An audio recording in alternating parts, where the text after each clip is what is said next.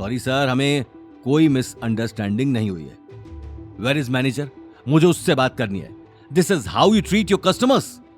Guard की बात सुनकर रिया और शनाया एक दूसरे को देखने लगे। रिया, डोंट वरी, शायद कोई मिस्टेक हुई है, मैं अभी बात करता हूं। रिया बिना नील की बातों पर ध्यान दिए अनमने ढंग से आसपास खड़े लोगों को देखने लगी। नील, छोड़ो, हम लोग कहीं और चलते हैं। मैनेजर से भी बात करके टाइम वेस्ट ही होगा। नो वे, हम आज लंच करेंगे तो यहीं करेंगे। मैंने तुमसे वादा किया है, बस एक बार मैनेजर को आने दो। रिया नील की जिद के आगे कुछ कह नहीं पाई। वहीं दूसरी तरफ नील की तेज आवाज सुनकर गार्ड ने उसी वक्त मैनेजर को बुलाकर सारी बात बता दी। I am so sorry sir, लेकिन आपके शोर शराबे से हमारे गेस्ट परेशान हो रहे हैं। अरे लेकिन मेरी बुकिंग है, मुझे अंदर जाने दो। सर, आप समझ क्यों नहीं रहे? Banquet only for VIP customers, और हम आपको बिना बुकिंग के अंदर नहीं जाने दे सकते हैं। ये हमारे होटल की पॉलिसीज हैं। मैनेजर, तुम बहुत बड़ी गलती कर रहे हो। तुम जानते नहीं हो कि मैं कौन हूं। मेरा नाम नील अग्रवाल है और सर, मुझे आपको जानने में कोई दिलचस्पी नहीं है। प्लीज तमाशा मत कीजिए और यहां से चले जाइए, वरना मुझे सिक्योरिटी बुलानी पड़ेगी। यह बात सुनते ही नील ने मैनेजर का कॉलर पकड़ लिया। देखते ही देखते होटल के गेट पर तमाशा बढ़ने लगा। लोग भी अब आसपास खड़े हो गए। रिया को जोधपुर में आए कुछ ही घंटे हुए थे और आते ही इतना बड़ा तमाशा देखकर वो परेशान हो गए। वहीं गौतम अब तक एक कोने में शांत खड़ा था। हालांकि वो चाहे तो आराम से अंदर जा सकता था, लेकिन नील को सबक सिखाने का इससे अच्छा मौका उसके पास नहीं था। लेकिन नील भी अपनी जिद से पीछे हटने वाला नहीं था। वहीं होटल में तमाशा देखकर सिकंदर अगले ही पल वहां चला आया। क्या हो रहा है?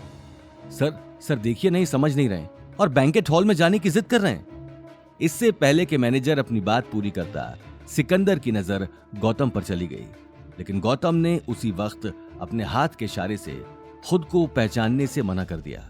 सिकंदर समझ चुका था कि गौतम अपनी पहचान किसी को बताना नहीं चाहता था। उसने उसी वक्त आगे आकर कहा, हम सॉरी सर, मेरा स्टाफ आपको पहचान नहीं पाया और आपको इतनी परेशानी उठानी पड़ी। मैं अपने स्टाफ की तरफ से आपसे माफी मांगता हूं। आप अंदर जा सकते हैं। गार्ड, सर को अंदर जाने दो। ये बात सुनते ही मैनेजर और गार्ड्स ने अपना सिर झुका लिया। वो अब नील को बहुत बड़ा आदमी समझ रहे थे।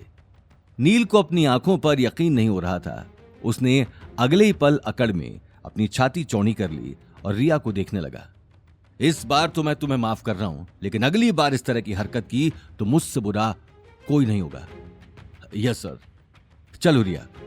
अगले ही पल नील रिया और शनाया को लेकर बैंक्वेट हॉल के अंदर चला गया। आसपास खड़े लोग भी अपनी अपनी टेबल पर जाकर बैठ गए। सभी की नजर में अब नील किसी बड़ी हस्ती से कम नहीं था, लेकिन इस बात की सच्चाई सिर्फ गौतम और सिकंदर ही जानते थे। इसलिए उन तीनों के अंदर जाते ही गौतम सिकंदर के पास आ गया। थैंक यू मिस्टर सिकंदर, और सॉरी अगर उसने। नहीं सर, कैसी बातें कर रहे हैं? आपके गेस्ट हमारे गेस्ट हैं। मैनेजर, देखना सर को कोई परेशानी ना हो। Yes sir. गौतम अगले ही पल बैंक्वेट के अंदर चला गया, जहां गौतम के कहने पर बेहतरीन टेबल पहले से ही तैयार कर दी गई थी। रिया उस सजी हुई टेबल को देखकर और आसपास लोगों की खातिरदारी को देखकर हैरान रह गई। वहीं नील और शनाया भी ये अरेंजमेंट देखकर सक पका चुके थे। वाह नील, तुमने बहुत शानदार अरेंजमेंट किया है। मैं सोच भी नहीं सकती थी कि जोधपुर में लोग तुम्हें इतना मानते हैं, तुम्हारी इतनी इज्जत करते हैं। हाँ बस ये तो बस कुछ भी नहीं है, ये तो बस एक छोटी सी झलक है। ये कहते हुए नील अपने सिर से पसीना साफ करने लगा। गौतम एकटक उसे देखकर मुस्कुरा रहा था।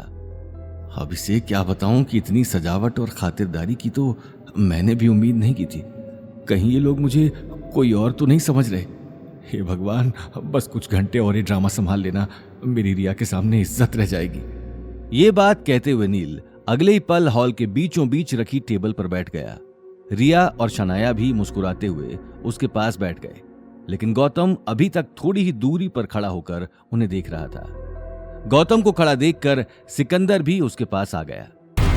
आगे की कहानी जानने के लिए देखिए अगला एपिसोड सिर्फ पॉकेट एफएम के यूट्यूब चैनल पर, और रॉयल वारिस के सारे एपिसोड्स को सुनने के लिए डिस्क्रिप्शन में दी लिंक से डाउनलोड करें पॉकेट एफएम ऐप।